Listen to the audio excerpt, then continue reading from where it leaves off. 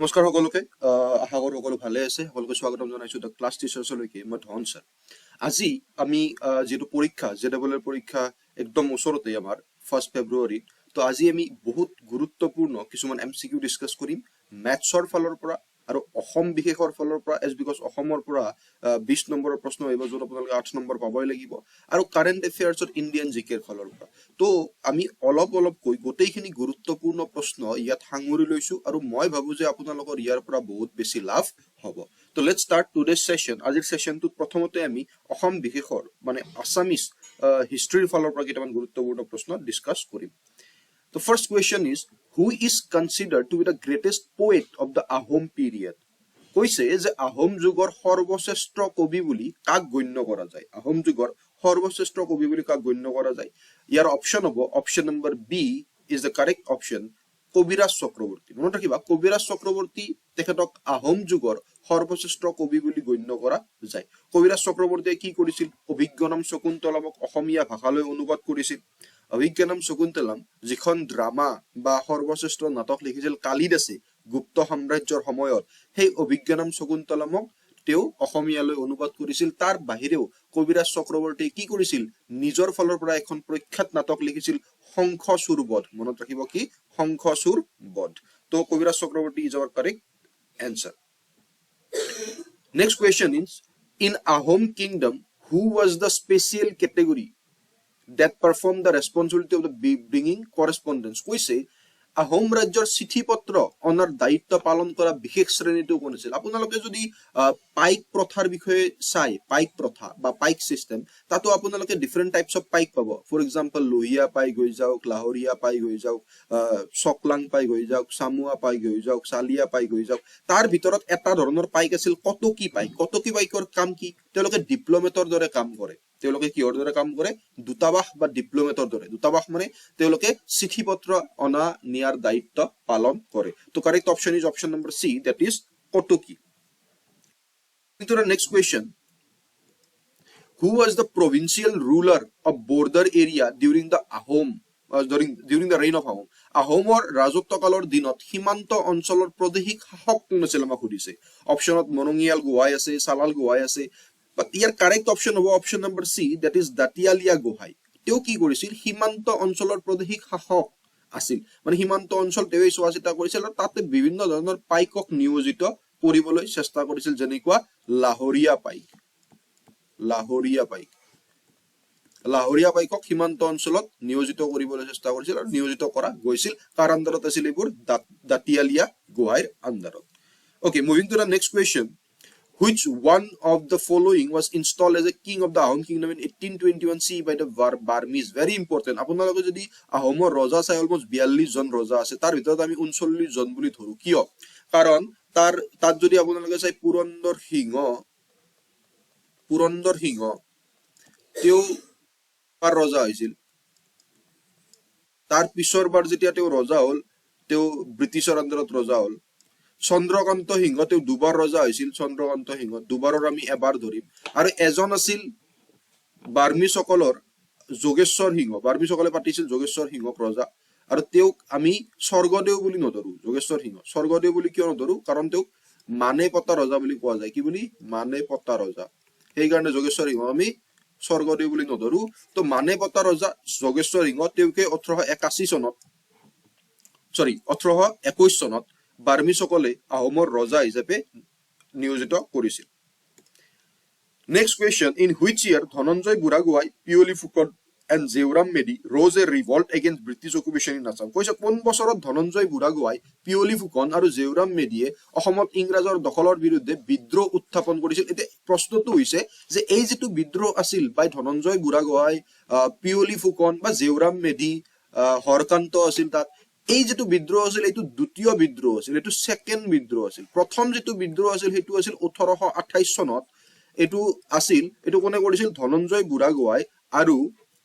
গোমধৰ কোঁৱৰ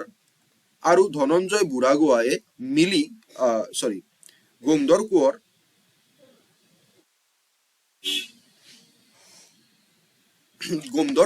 আৰু ধনঞ্জয় বুঢ়াগোহাঁয়ে মিলি একেলগে তেওঁলোকে 1828 চনত কি কৰিছিল এটা বিদ্ৰোহ কৰিছিল যে প্ৰথম বিদ্ৰোহ আছিল যাৰ পিছত গন্ধৰ কোঁৱৰক ফাঁচি দিয়া গ'ল আৰু ধনঞ্জয় বুঢ়াগোহাঁই পলাই গ'ল নাগা হিলছলৈকে আৰু তাত গৈ কিনে তেওঁ আকৌ এবাৰ ব্ৰিটিছৰ হৈ যুদ্ধ কৰিলে 1830 চনত নিজৰ পুত্ৰ দুজনৰ লগত আৰু নিজৰ জোৱাইক জেউৰাম মেধিৰ লগত লগ লাগি ঠিক আছে তো এই যেটো এনসাৰ হ'ব এটো 1830 আৰু এটো এই কাৰণেই গুৰুত্বপূৰ্ণ কাৰণ অসমীয়াৰ ফালৰ পৰা ব্ৰিটিছৰ বিৰুদ্ধে আৰু এই দ্বিতীয় বিদ্ৰোহৰ কাৰণেই পিছলৈ গৈ কিনে মাৰ্চ ভেৰি ইম্পৰ্টেন্ট 1833 1833 চনত মাৰ্চত এটা সন্ধি সাইন হৈছিল ট্ৰিটি অফ গুৱাহাটী বা গুৱাহাটীৰ সন্ধি ট্ৰিটি অফ গুৱাহাটী বা গুৱাহাটী ট্ৰিটি অফ গুৱাহাটী বা গুৱাহাটীৰ সন্ধি very important okay moving to the next question is which state etia ami kijuman current affairs on Indian GK some very important amak koise je which state has become the first state in India to implement a uniform civil code bharator kunkhon rajyoy prothom barar karone uniform civil code implement korise nijor rajyot year correct answer to hobo uttarakhand Uttarakhand প্ৰথমখন ভাৰতৰ ৰাজ্য যিয়ে নিজৰ ৰাজ্যত uniform civil code আৰম্ভ কৰিছে আৰু এইটো অলমোষ্ট 2025 ৰ প্ৰথম ভাগত ইমপ্লিমেন্ট কৰিছিল very important তো correct option is option number A moving to the next question what is the name of the application recently launched by Indian Railway for providing multiple railway service বিভিন্ন ধৰণৰ railway service পাবৰ কাৰণে তলৰ কোনটো app ব্যবহাৰ কৰিছে বা তলৰ কোনটো এপ নতুনকে আৰম্ভ কৰিছে ইন্ডিয়ান ৰেলৱে আমাক সুধিছে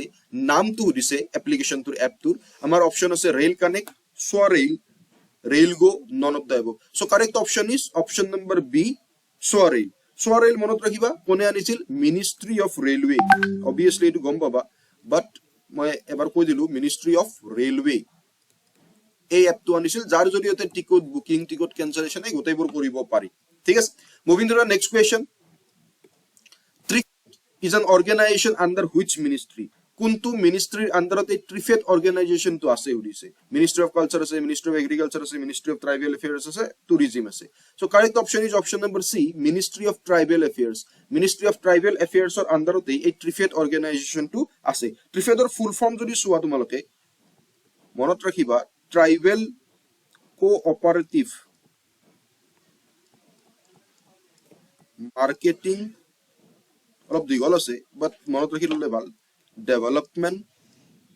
কাৰণ কেতিয়া বালে যদি পিছৰ ফালে কেতিয়া বা প্ৰশ্ন এনেকুৱাকে আহে তো কনফিউজ হতে নোৱা development federation of India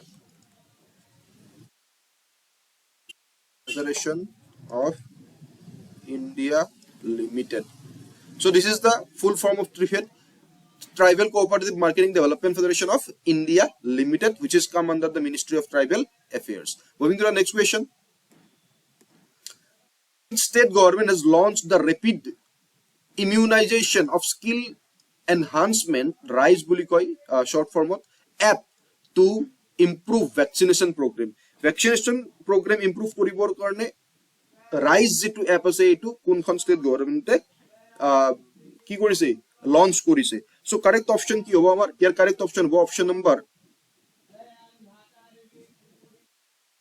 that is Uttar Pradesh your correct option number D that is Uttar Pradesh rise monot rakhiba moving on to the next question which state secured the top position in the national ranking of Shyama Prasad Mukherjee urban mission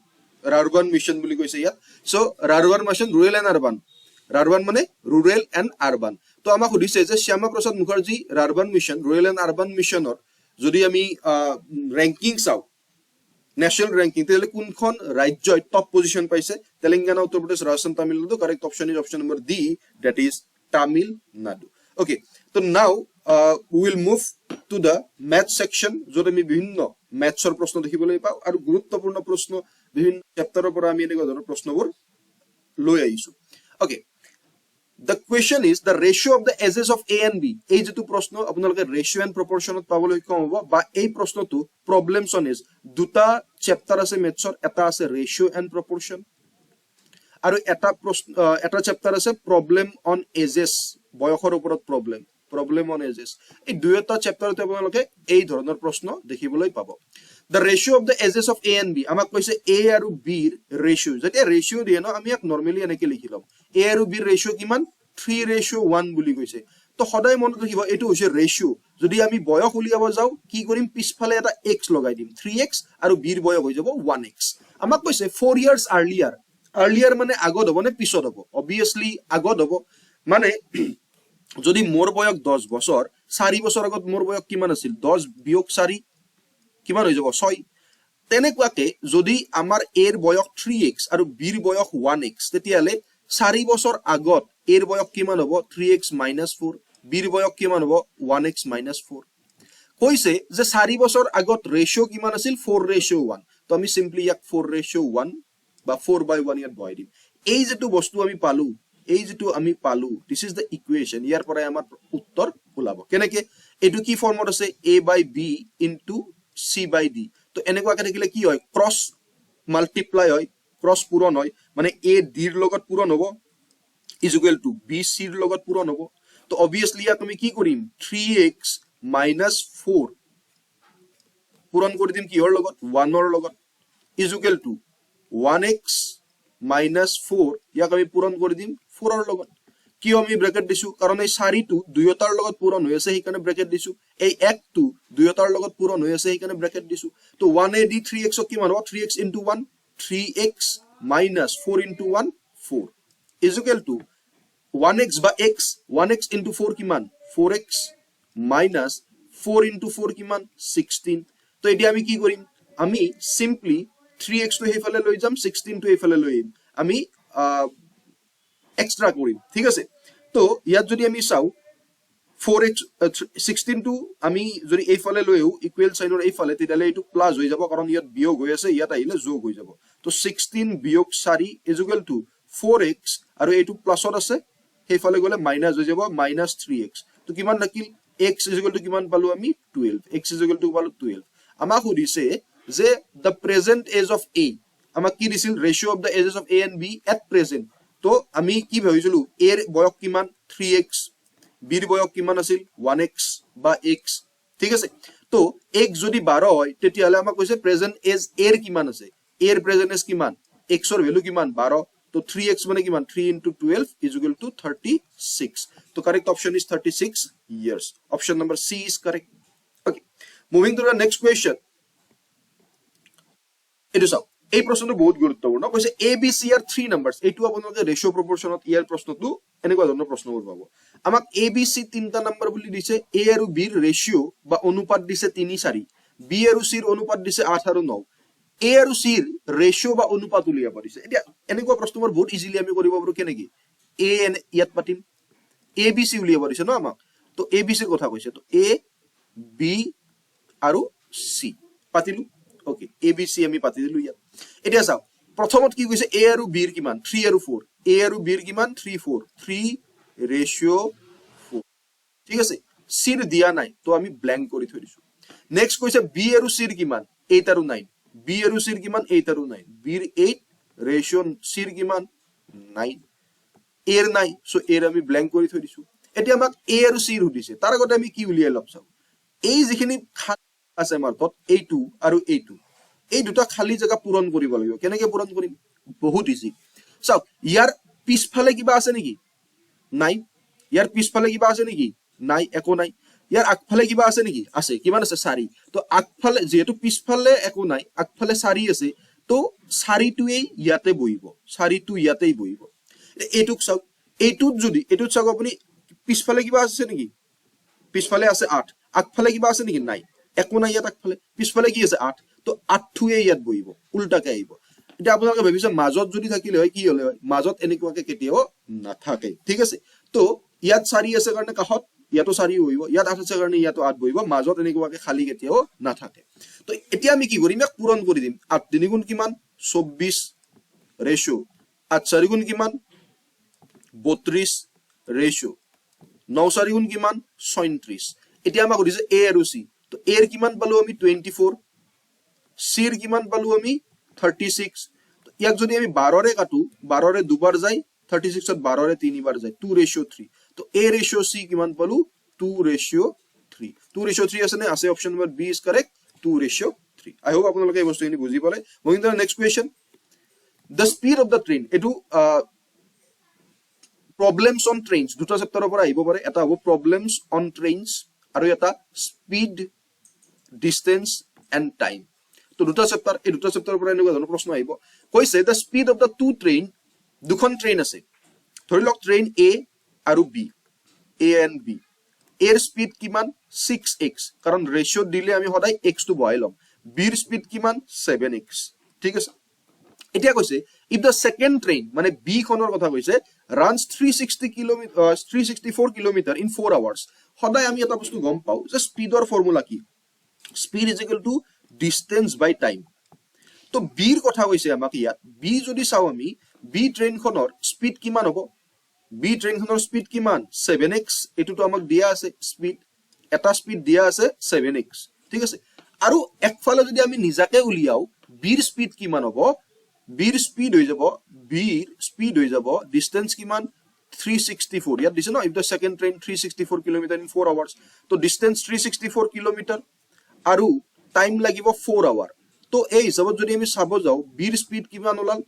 364 ক আমি 4 এ যদি কাটো it was 91 kilometre per hour তো 91 kilometre per hour 91 kilometre per hour so এটো এটা speed এটো দুই number speed পালো তো 1 and 2 এই দুটা স্পিড যদি চাও আমি গম পাম যে 7x প্ৰথম 7x ও আমাৰ স্পিড হয় বি আৰু 91 কিলোমিটাৰ per hour ও আমাৰ বি স্পিড হয় তো দুয়োটাক আমি কম্পেয়াৰ কেনেকৈ কৰিম 7x is equal to 91 kilometre তো x is equal to কিমান হ'ব 91/7 এটো হ'ব x is equal to কিমান হ'ব 91/7 7 এর ইয়াক কাটো যদি আমি এবাৰ থাকিব 2 এক 3 বাৰ 13 ওলাব x এৰ ভ্যালু আমাক কৈছে speed of the first train প্ৰথম ট্ৰেনখনৰ স্পিড কিমান প্ৰথম ট্ৰেনখনৰ স্পিড আমি কিমান পাইছিলো প্ৰথম দিয়া আছিল আমাক গিভেন 6x তো 6x যদি হয় x এর ভ্যালু 13 হয় 6 into 13 আমি পাম 78 kilometre per hour this is our answer 78 kilometer per hour option number C is correct okay